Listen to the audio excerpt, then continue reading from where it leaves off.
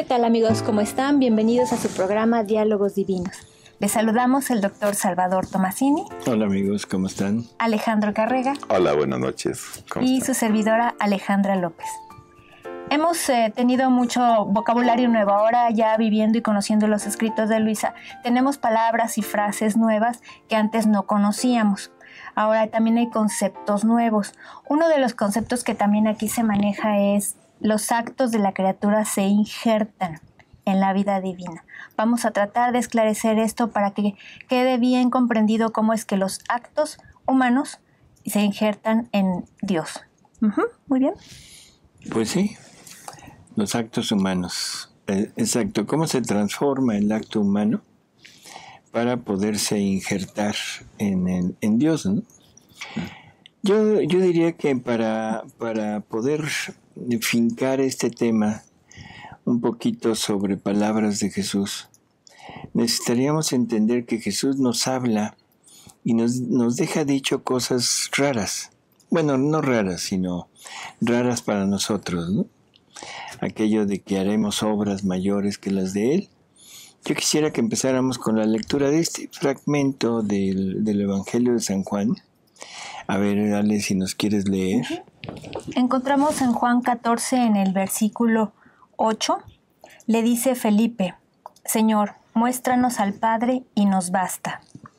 Le dice Jesús: ¿tanto tiempo hace que estoy con vosotros y no me conoces, Felipe? El que me ha visto a mí, ha visto al Padre. ¿Cómo dices tú, muéstranos al Padre? ¿No crees que yo estoy en el Padre y el Padre está en mí? Las palabras que os digo, no las digo por mi cuenta. El Padre que permanece en mí es el que realiza las obras. Creedme, yo estoy en el Padre y el Padre está en mí. Al menos creedlo por las obras. En verdad os digo, el que crea en mí, hará él también las obras que yo hago y hará mayores aún, porque yo voy al Padre. Entonces, son palabras de Jesús que debemos de creer y que en definitiva nos dejan una tarea, yo diría, imposible para el hombre, ¿no? O sea, el llegar a realizar obras mayores que las que Jesús realizó.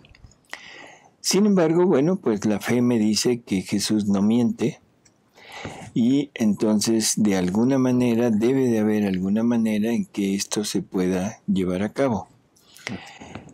Ahora, a través de los escritos de Luisa, se nos han ido abriendo como ventanas, puertas, en que tenemos ya una forma de poder ir entendiendo un poquito más el Evangelio. Así que, bueno, vamos a tratar de entrar primero con una lectura de Luisa.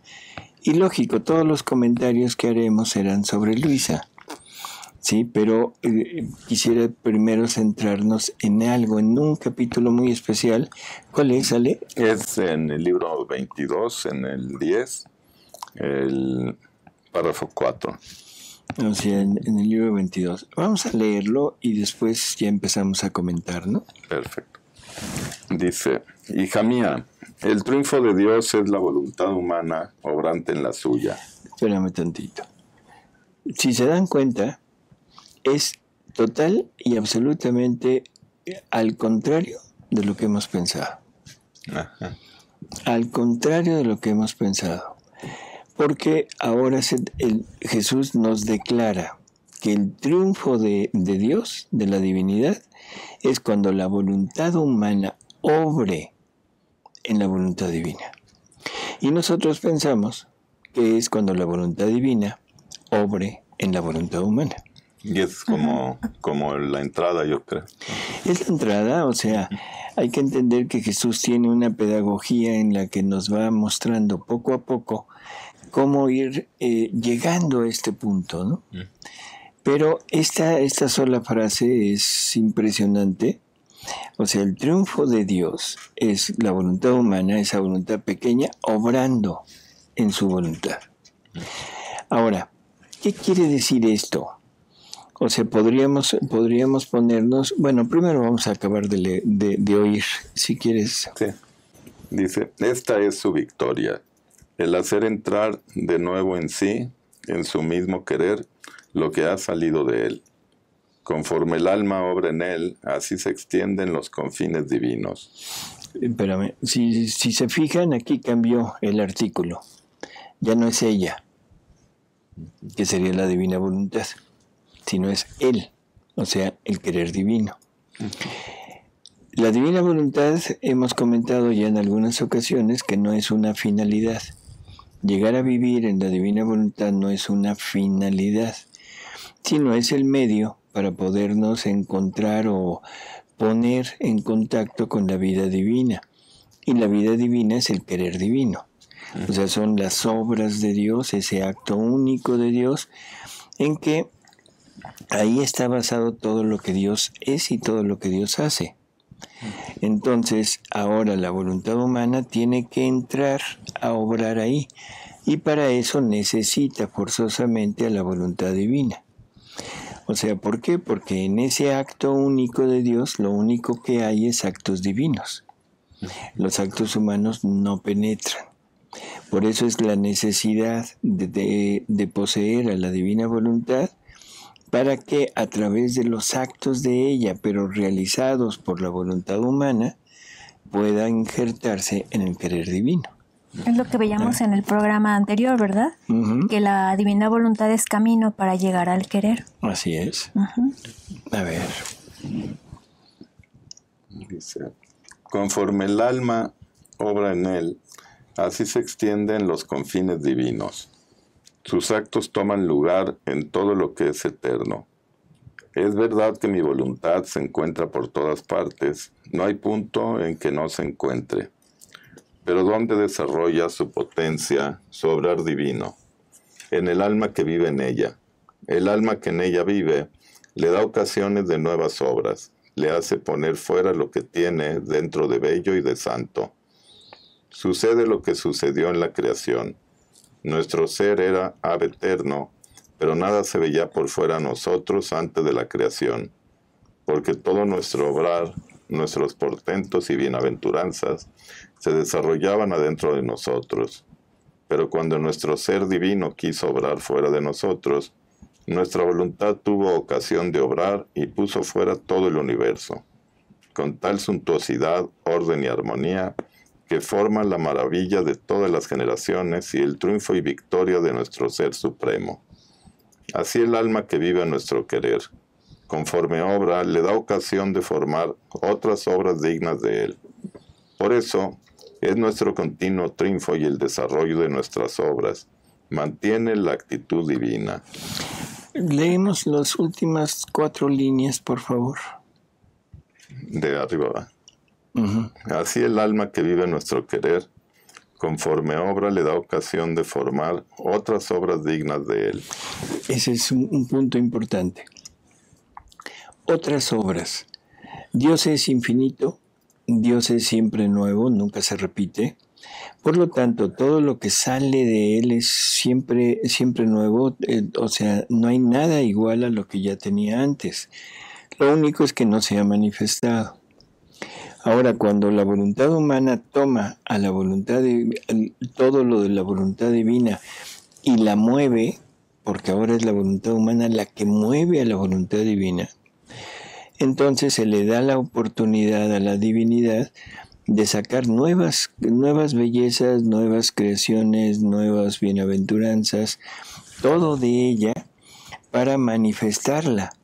Y entonces se está formando nuevas obras de Dios, vamos a decirlo de esta manera, y las obras de Dios deben quedar por fuerza injertadas en la obra única de Dios, en el acto único de Dios, que es el querer divino. Así que ahora viene, bueno, si nada más terminamos. Así el alma que vive en nuestro querer conforme obra le da ocasión de formar otras obras dignas de él. Por eso es nuestro continuo triunfo y el desarrollo de nuestras obras mantiene la actitud divina. Exacto.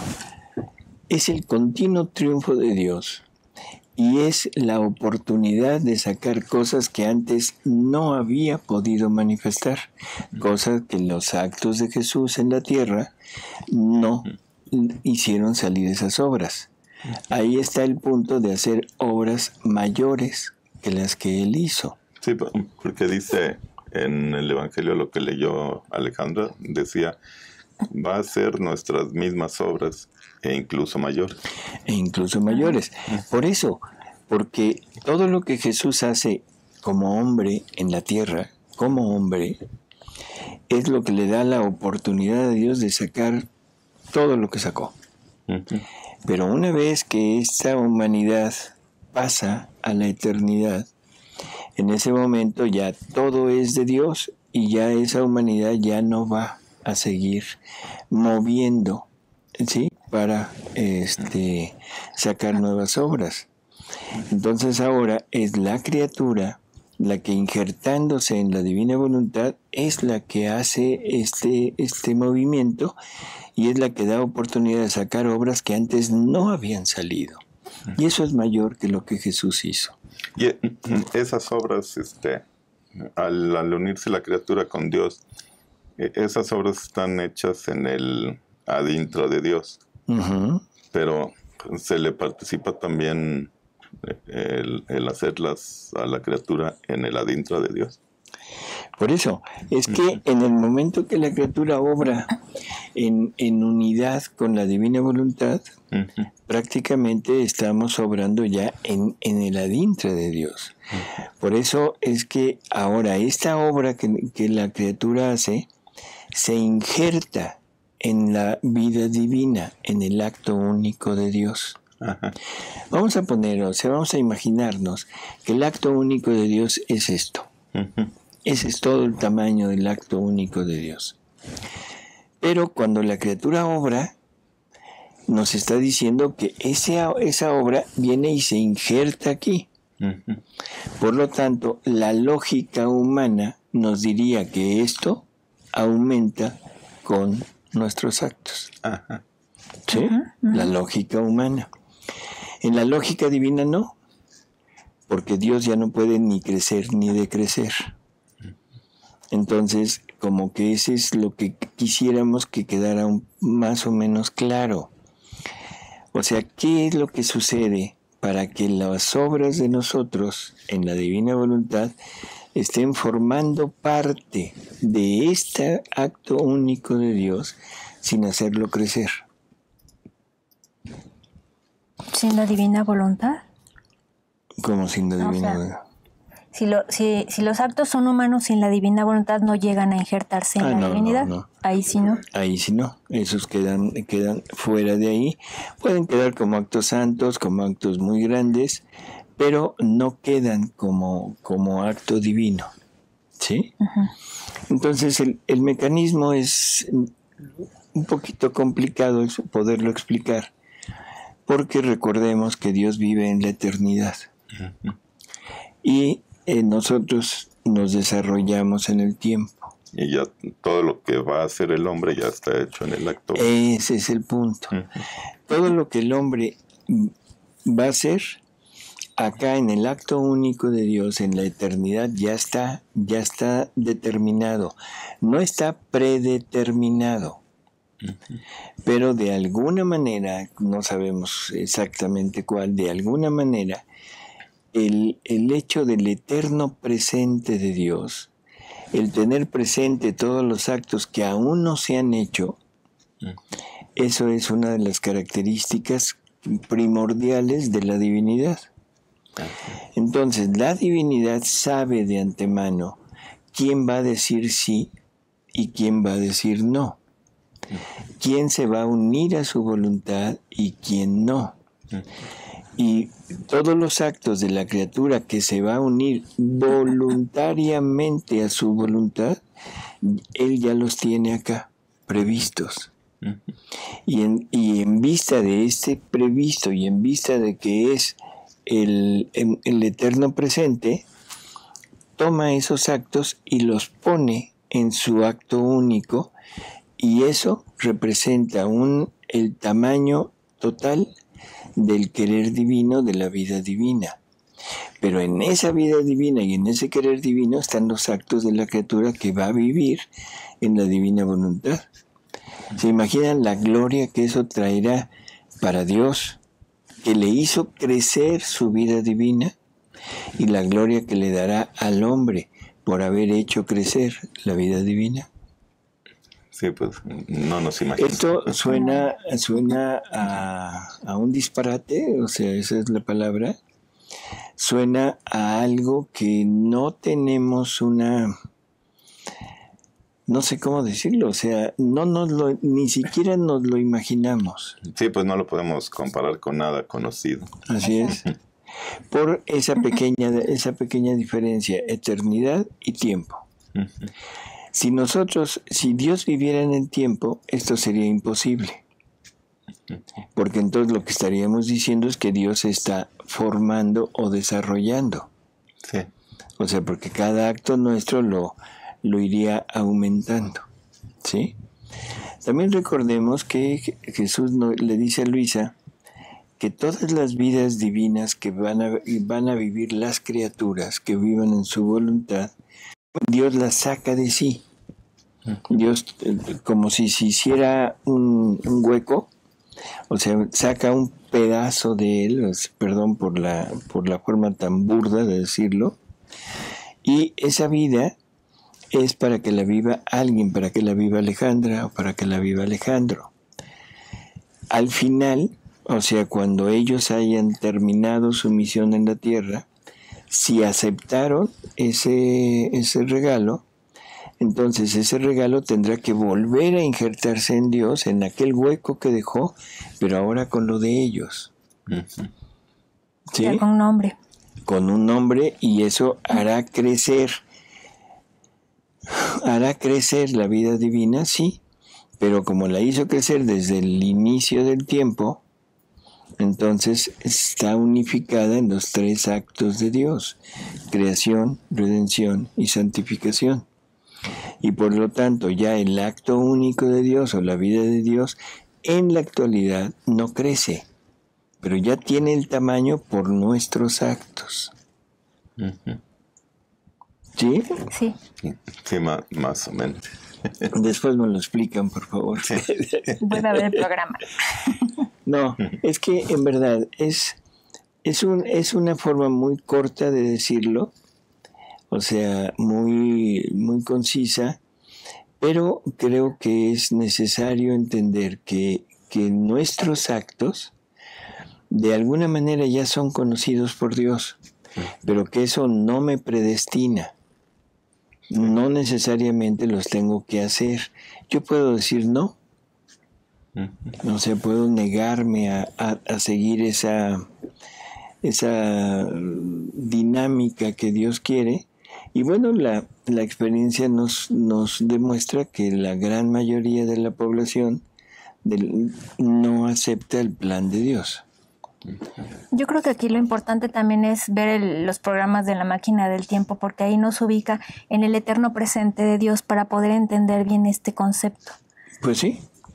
O sea, ahorita lo que estamos tratando de hacer es de enmarcar que Dios se sale prácticamente de los esquemas que teníamos ya hechos, ya muy bien armados en nuestra mente, y de un Dios que iba a tener su reino en nosotros cuando su voluntad triunfara sobre nosotros.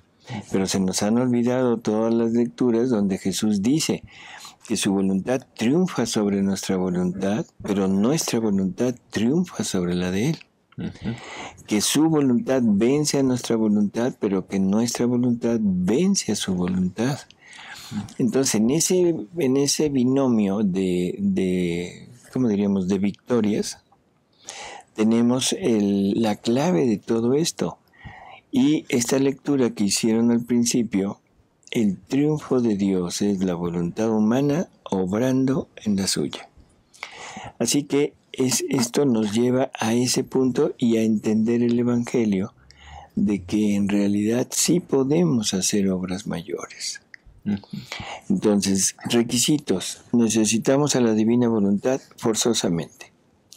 Para tener a la divina voluntad necesito todo lo que ya se ha hablado, de renuncia, de desapego, de las reglas de vida que le da Jesús a Luisa, que también son para nosotros, y llegar a la destrucción de nuestro yo. Ese yo que que nos hemos formado y que hemos pensado que ese yo es nuestra realidad, cuando que ese yo es el esquirol. Sí se entiende lo del esquirol, ¿verdad? No. ¿No? Bueno, que vaya al diccionario. No, el esquirol es aquella persona que toma el puesto de alguien que está, por ejemplo, en una huelga. Se hace una huelga y entonces los trabajadores no van, pero hay personas que la empresa contrata como para cubrir esto, ilegalmente totalmente, pero se llaman esquiroles. Entonces el yo que nosotros tenemos es un esquirol, porque toma el puesto dirigente de nosotros, cuando que la dirigencia de nosotros debería de ser la divinidad. Y por eso es que Jesús nos pide llegar a la destrucción de ese yo para poder retomar él su puesto. ¿Sí? Y destruir los esquiroles. Y destruir a los esquiroles, al esquirol, ¿no? Ajá.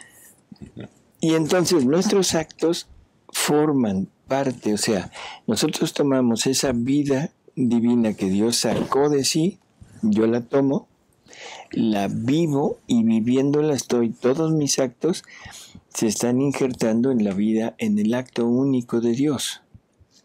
Pero eso está desde toda la eternidad. Dios ya sabe si voy o no voy a vivir en su voluntad.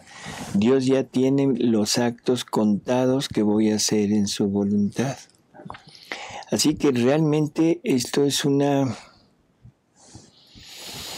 ¿cómo diríamos? Es una oferta increíble lo que nos están haciendo, porque nos están prácticamente nombrando o dando la oportunidad no solo de vivir en Dios, sino de formar parte de sus actos. Y hacerlo vivir a Él también. De toda la gloria, la magnificencia que Dios es, ahí poder quedar injertados dentro, dando un granito de arena, o sea, algo así, pero estamos ya dentro de Él. ¿Sí? Estamos dentro de Él y creo que esto es inconmensurable, así, totalmente. Sí, y poder mover ya todo, pero Él sigue teniendo el gobierno, porque la divina voluntad es Él. Así es.